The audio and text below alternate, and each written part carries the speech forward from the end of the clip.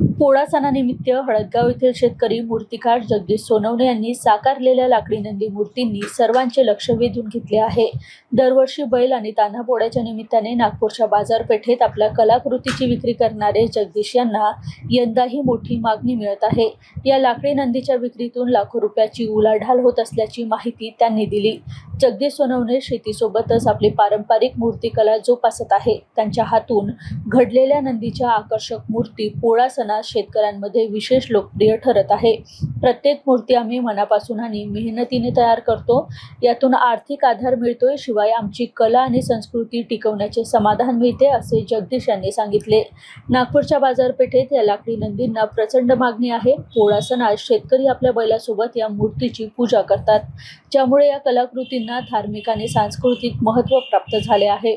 जगदीश यांच्या या अनोख्या कलेमुळे हळदगाव गावाचे नावही सर्वदूर पोहोचत आहे। त्यांच्या मूर्ती केवळ कला नसून ग्रामीण महाराष्ट्राच्या सांस्कृतिक वारसाचे प्रतीक बनल्या आहेत। या लाकडी नंदीच्या कलाकृतींनी पोळा सणाला एक वेगळीच रंगत आणली आहे। जगदीश सोनवणे यांच्या या कलेला पाठिंबा देण्यासाठी स्थानिक शेतकरी आणि कलाप्रेमींनीही त्यांचे कौतुक केले आहे। त्यांच्या या कलेमुळे हळदगावचा सांस्कृतिक ठेवा राज्यभरात पोहोचण्यास मदत होत आहे।